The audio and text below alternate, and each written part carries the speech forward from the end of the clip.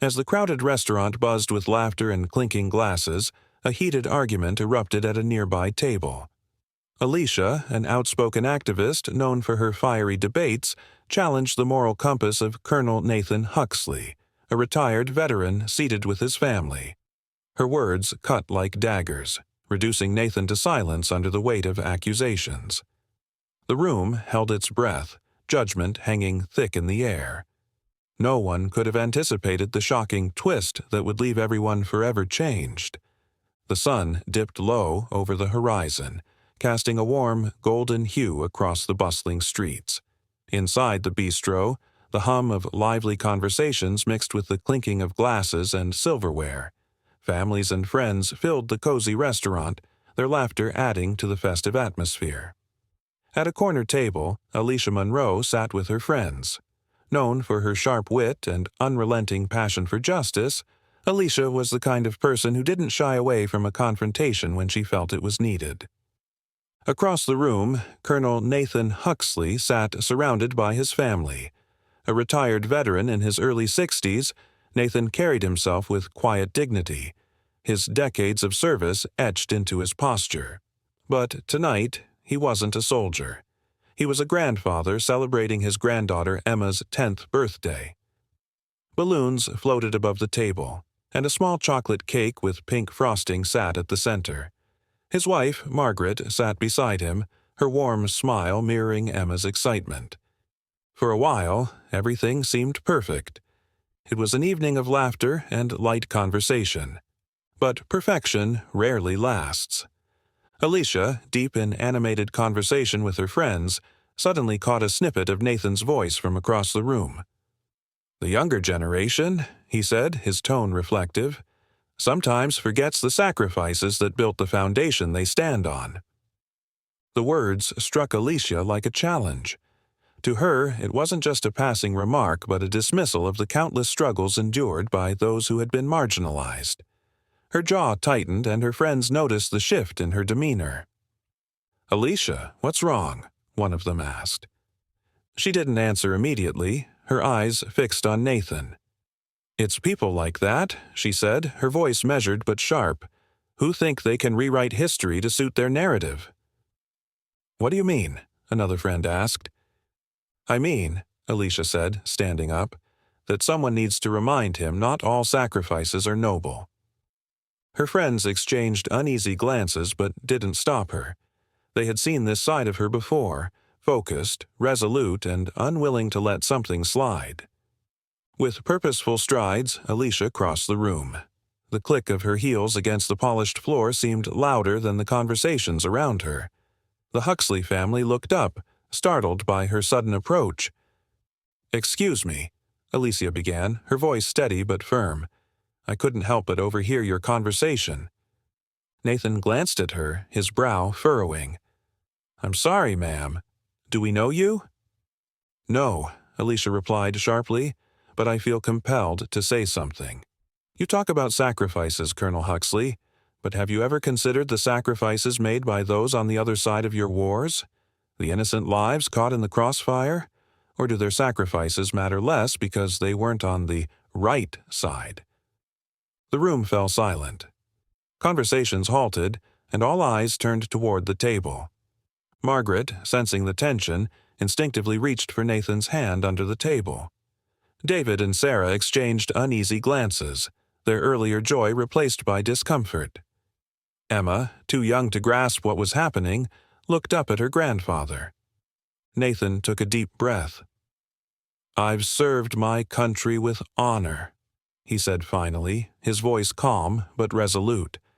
"I've made difficult choices and carry the weight of those choices every day, but I won't apologize for defending the people I swore to protect." "And what about the people you didn't protect?" Alicia shot back, her eyes blazing. "The ones with no voice, no choice. Do their sacrifices mean less to you?" Nathan's jaw tightened. "You don't know me," he said, his voice dropping slightly. "You don't know the decisions I've made, the lives I've saved, or the lives I've lost. And you don't seem to know the harm caused by those decisions," Alicia countered. "It's easy to call it patriotism, But what about the people left behind? By now, the restaurant was frozen. Some patrons discreetly recorded the exchange, while others whispered among themselves, their eyes darting between Alicia and Nathan. Nathan inhaled deeply. "I won't deny that war has consequences," he said slowly, "and I won't deny mistakes were made. But don't think for a second that I don't live with those consequences every single day." "Then maybe you should start doing something about it," Alicia said. "Acknowledge the pain you've caused. Use your platform to make amends." Margaret finally spoke. "Enough," she said, her voice soft but firm. "This is neither the time nor the place." Alicia hesitated, her gaze flickering between Margaret and Nathan. For a moment she seemed to waver, the fire in her eyes dimming slightly. "Perhaps you're right," she said at last, "but these conversations need to happen." With that, she walked back to her table, leaving a stunned silence behind. Nathan stared at his plate, his appetite gone. Emma tugged at his sleeve. "Grandpa, are you okay?" Nathan managed a small smile. "I'm fine, sweetheart," he said, though inside he felt far from fine. As the evening wore on, Alicia sat quietly, replaying the encounter in her mind. She had spoken her truth, but had she done the right thing?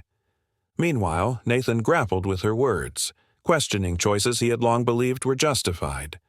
Neither could have predicted how profoundly this encounter would change their lives, or the lives of everyone in that room, forever. The next morning, the video of Alicia and Nathan's confrontation had gone viral. It started as a casual upload by a bystander but quickly exploded across social media platforms. Some praised Alicia for her courage while others condemned her for disrespecting a veteran. The hashtags Jikosh, Alicia, Speaks, Truth, and Yichach, Respect to Our Veterans, trended simultaneously, splitting public opinion. Alicia woke to hundreds of notifications on her phone. The comments ranged from admiration to outright hatred. She scrolled through them with a mix of defiance and unease. Did she handle things the right way? Her conviction had been strong in the moment, but now, as she read the flood of reactions, a small seed of doubt began to take root. Across town, Nathan sat in his modest home office, staring at the screen of his laptop. News outlets had picked up the video, painting him as both a hero and a symbol of outdated ideals. His inbox was flooded with messages, some supportive, others critical. He leaned back in his chair, the weight of the backlash settling heavily on his shoulders. Margaret entered the room, holding 2 cups of coffee. She placed one on Nathan's desk and sat across from him. "You're thinking about last night," Margaret said, breaking the silence. Nathan nodded. "It's hard not to. I keep replaying her words in my head. I thought I had made peace with my past, but now I'm not so sure." Margaret reached across the table, her hand resting on his. "You've always carried the burden of your decisions, Nathan. Maybe this is an opportunity to face it differently, to listen instead of just defending." Nathan looked at her, surprised by her suggestion. "You think I should reach out to her?" Margaret hesitated. "I think you should ask yourself if there's something to learn here. Sometimes the people who challenge us the most are the ones who push us to grow." Meanwhile, Alicia was grappling with her own doubts. While she stood by her words, the backlash was intense. Some accused her of being disrespectful, while others applauded her bravery. Her closest friend, Marissa, tried to console her over coffee that afternoon. "You were right to say what you said," Marissa insisted. "People like him need to be called out." "But did I handle it the right way?" Alicia asked, her voice tinged with uncertainty. "I wasn't trying to humiliate him. I just wanted him to see a different perspective."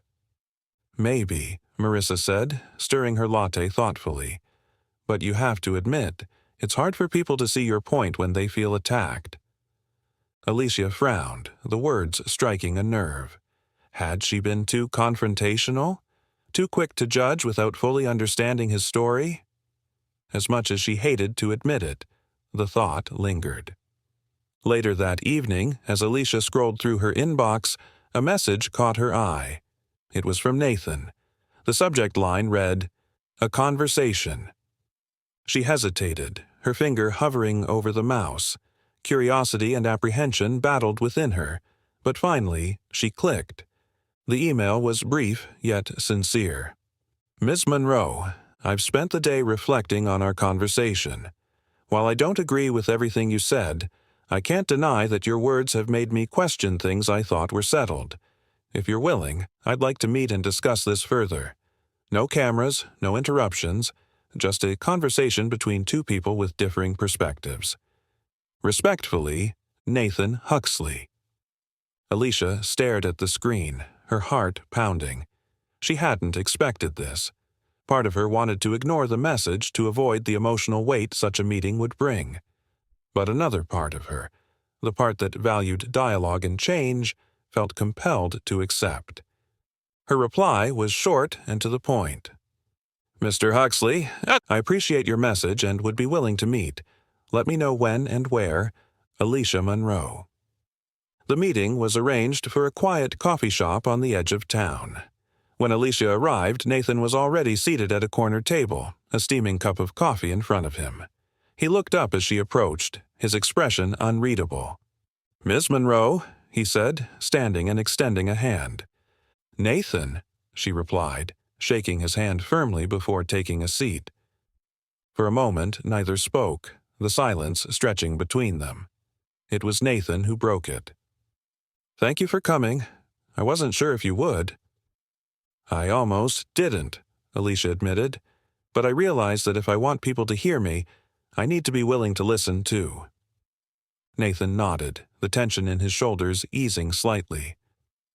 "I've been thinking about what you said, about the people I didn't defend, the lives lost because of decisions I made or was part of.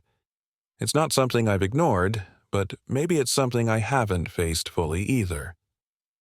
Alicia leaned forward. "And I've been thinking about what you said, about the weight you carry. I realize now that I didn't give you the benefit of the doubt.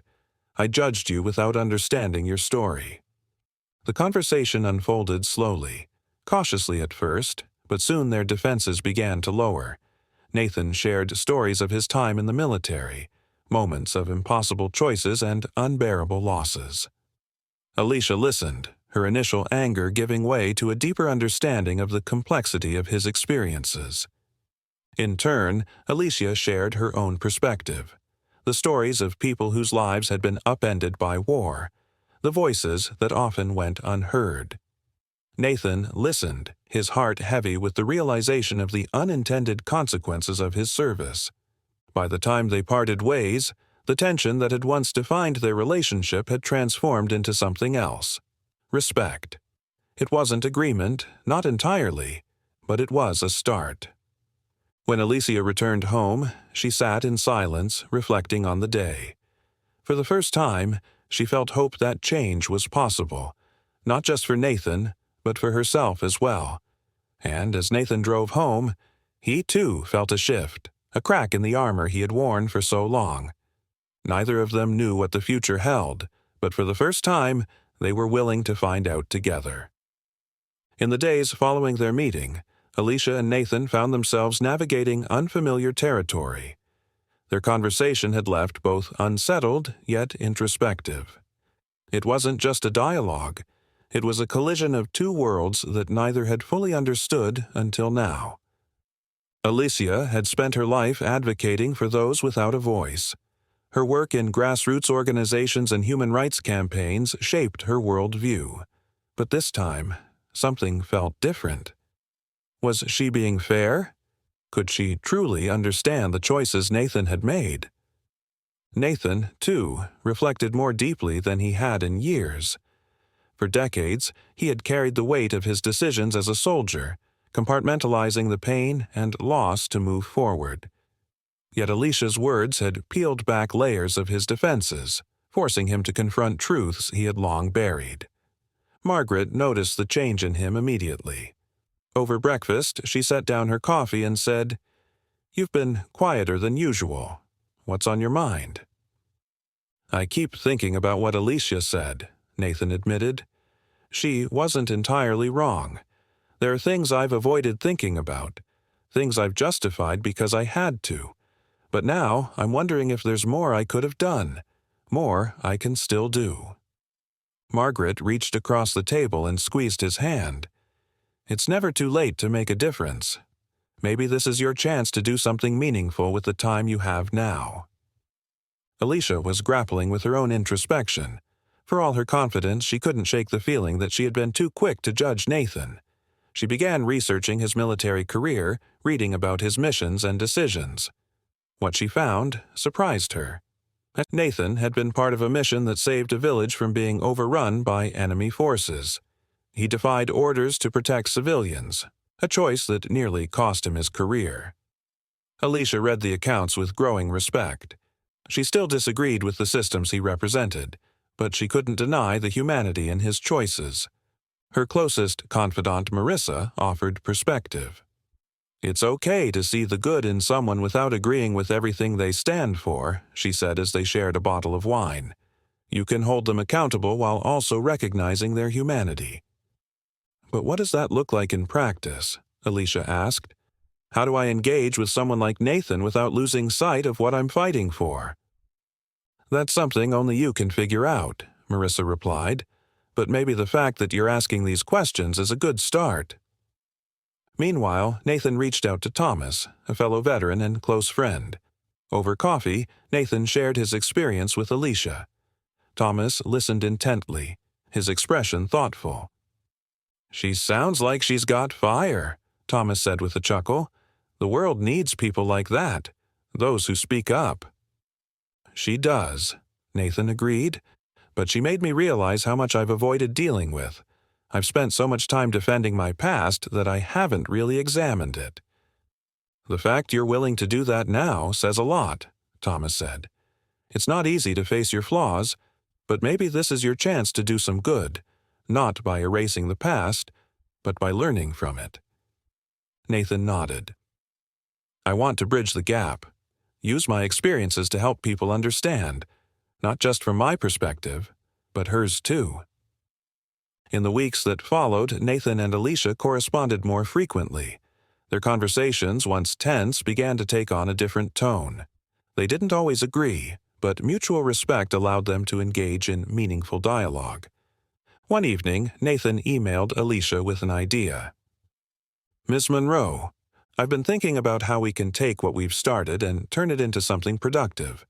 What if we organized a public forum, an open dialogue where people from different backgrounds share their stories and perspectives? It could be a step toward understanding, even if it doesn't lead to agreement. And let me know what you think. Best, Nathan Huxley. Alicia read the email twice, her mind racing. The idea intrigued her, but it also terrified her. Could she work alongside Nathan to create something meaningful? Would it dilute her message or strengthen it?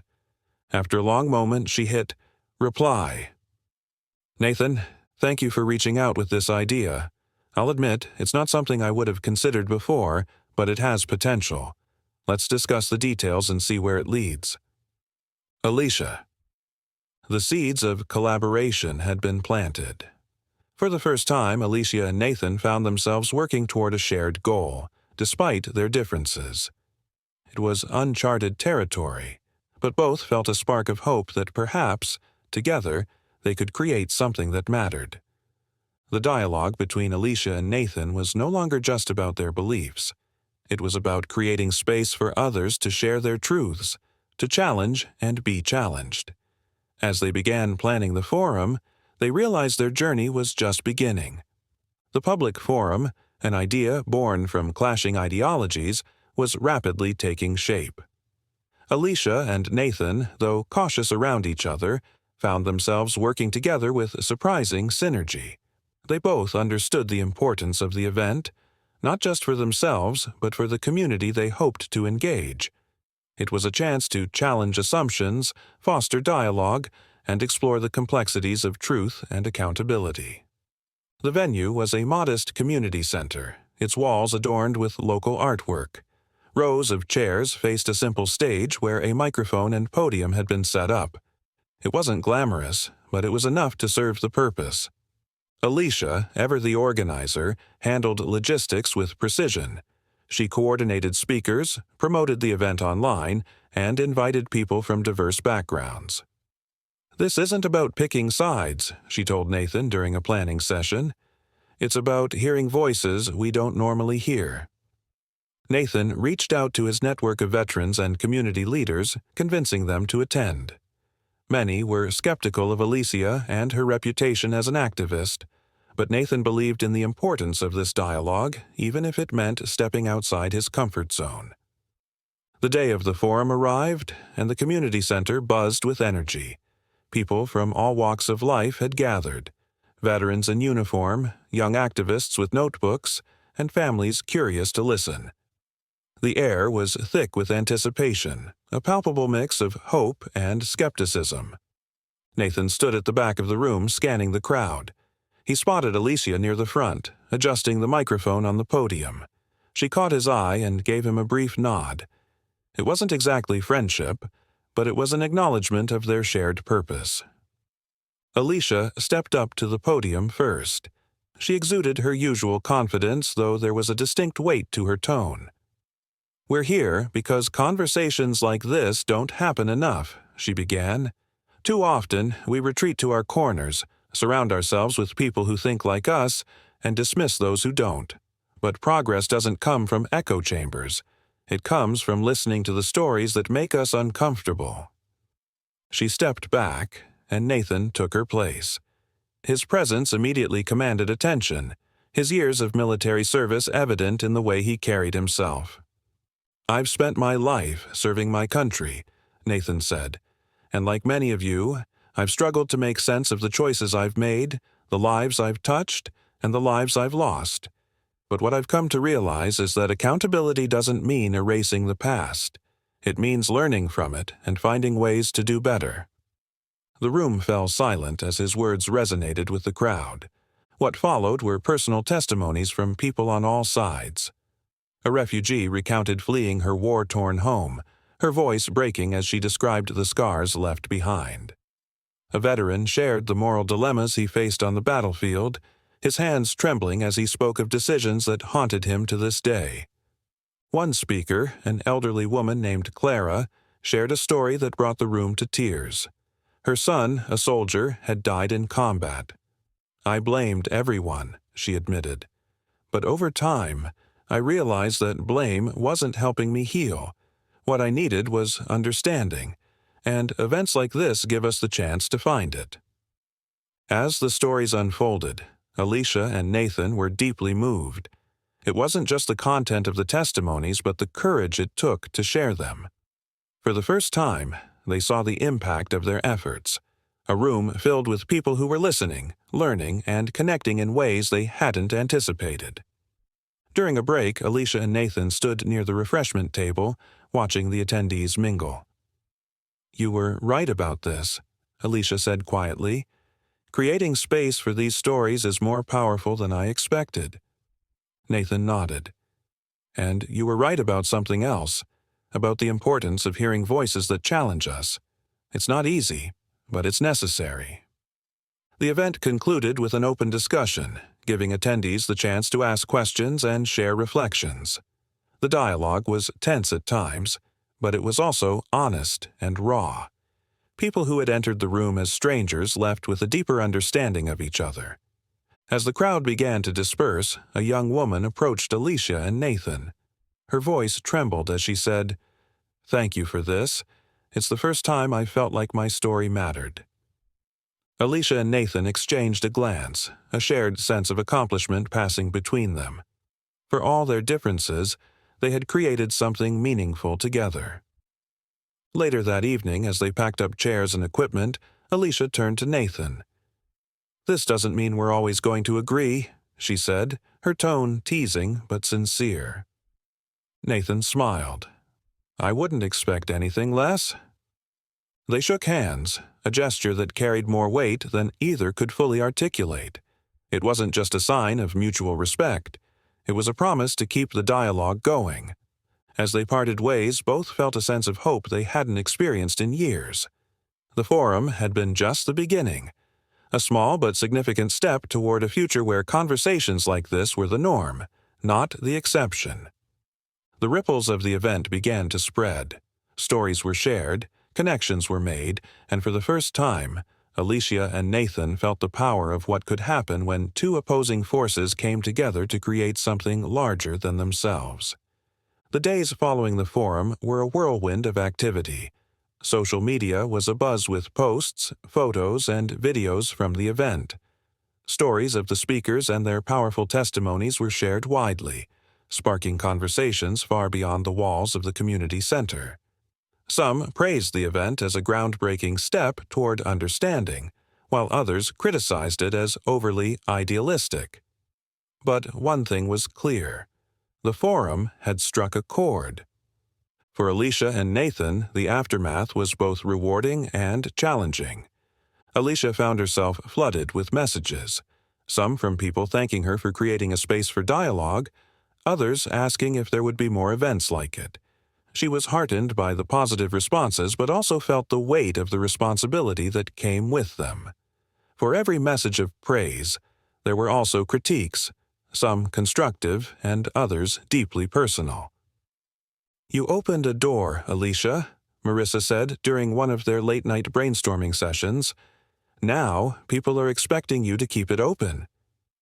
"Which is both exciting and terrifying," Alicia admitted. "I want to keep the momentum going, but I also don't want to lose sight of what's important." Meanwhile, Nathan was navigating his own set of challenges. While many veterans who attended the forum expressed gratitude, others were less enthusiastic. Some accused him of betraying his community by collaborating with someone they perceived as anti-military. It was a difficult pill to swallow, but Nathan had no regrets. "I knew this wouldn't be easy," he told Margaret over breakfast one morning, "but if we're going to move forward as a society, we have to stop seeing each other as enemies. That starts with me." Despite the backlash, Alicia and Nathan decided to organize a follow-up event. This time, the focus would be on actionable steps, ways individuals and communities could work together to address systemic issues while fostering empathy and understanding. The planning process was intense, with long hours spent coordinating speakers, securing funding, and managing logistics. One evening, as they sat across from each other at a coffee shop, reviewing their growing to-do list, Alicia looked up from her notes. "Do you ever wonder if this will actually change anything?" she asked. Nathan paused, his expression thoughtful. "I'm not sure yet. But what I do know is that we've already done something important. We've shown people that it's possible to have these conversations, even when it's uncomfortable." As the follow-up event approached, the pressure mounted. Both Alicia and Nathan felt the weight of expectations, not just their own, but from the people who had attended the first forum and those who had heard about it afterward. The stakes felt higher, the potential for failure more daunting. But they pushed forward, driven by a shared sense of purpose. The day of the second event arrived, and the atmosphere was noticeably different. While the first forum had been marked by curiosity and skepticism, this one carried a sense of purpose.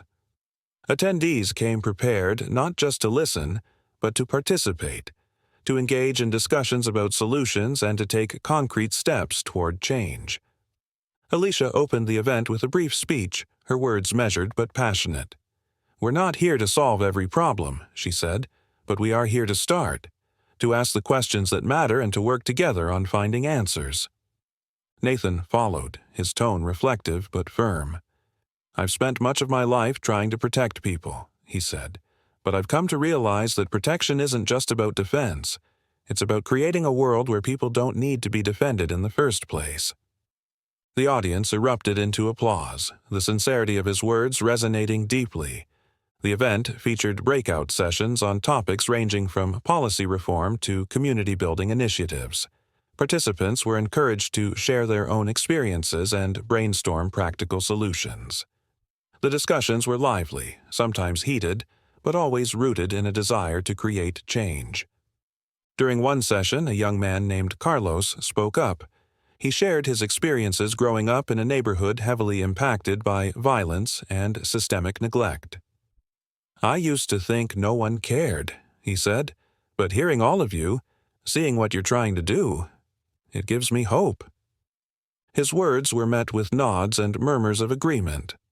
Alicia and Nathan, sitting at opposite ends of the room, exchanged a glance. It was moments like this that reminded them why they had started this journey. As the event came to a close, the room was filled with a sense of possibility. People lingered, exchanging contact information and discussing ways to collaborate. The energy was infectious, a testament to what could be achieved when people came together with open minds and open hearts. Later that evening, as they packed up the venue, Alicia turned to Nathan. "Do you think any of this will last?" she asked, her voice tinged with exhaustion. "I think it will," he replied, "because it's not just about us. It's about the people who came here and the connections they made. That's what matters." They shook hands once again, a ritual that had come to symbolize their unlikely partnership. Despite their differences, they had built something together, something neither could have accomplished alone. The journey was far from over, but for the first time, both Alicia and Nathan felt a sense of momentum. They didn't have all the answers, but they had found a way to ask the right questions and to inspire others to do the same. The ripples from the second event began to spread, just as they had after the first, but this time they carried with them not just stories, but plans. Small, tangible steps that communities could take to bridge divides and foster understanding. And for Alicia and Nathan, the journey was just beginning. Months had passed since the second forum, and the ripple effects continued to expand. Alicia and Nathan's unlikely partnership had become a symbol of what was possible when people put aside their differences to work toward a shared goal. Yet the road ahead was far from easy. The success of the forums brought both praise and scrutiny. Many applauded their efforts, but others remained skeptical or dismissive. Alicia received messages accusing her of softening her stance, while Nathan faced criticism from veterans who felt he had betrayed their values by working with an activist. Both of them, however, remained steadfast in their commitment. "You knew this wasn't going to be easy," Marissa reminded Alicia during one of their late-night conversations. "But that's what makes it worth doing." "I know," Alicia said, running a hand through her hair, "but sometimes it feels like no matter what we do, it's never enough." "It's not about doing everything," Marissa replied. "It's about doing something. You've already created spaces where conversations are happening. That's more than most people ever do." Nathan, too, wrestled with self-doubt. Despite his outward confidence, the backlash from his community weighed heavily on him. One afternoon, he visited Thomas, the friend who had always challenged him to think deeply. "Do you ever feel like you're fighting a losing battle?" Nathan asked, staring into his coffee mug. Thomas chuckled. "All the time. But the point isn't to win every battle. The point is to fight the ones that matter." Nathan nodded, his resolve strengthening. He couldn't let the criticism deter him. The forums had planted seeds of change, and it was up to him and Alicia to nurture them. Their next endeavor was their most ambitious yet, a nationwide initiative to replicate the forums in other communities. They partnered with local organizations, trained facilitators, and developed resources to guide discussions. It was an overwhelming task, but they approached it with the same determination that had brought them this far. The first satellite forum was held in a small town in the Midwest. Alicia and Nathan traveled there together, eager to see how their model would translate to a different setting. The turnout was modest compared to their earlier events, but the impact was just as profound. Stories were shared, connections were made, and the room buzzed with the same energy of possibility they had felt at their first forum. After the event, a middle-aged man approached Nathan. "I've never spoken about my experiences in Vietnam before," he said, his voice trembling. "But tonight, I felt like I could. Thank you for creating this space." Moments like that reminded Alicia and Nathan why they had started this journey. It wasn't about numbers or accolades. It was about the individual lives they touched.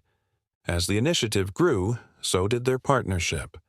While they still had disagreements, sometimes heated ones, they had learned to navigate them with respect and understanding. Their differences, once a source of tension, had become their greatest strength.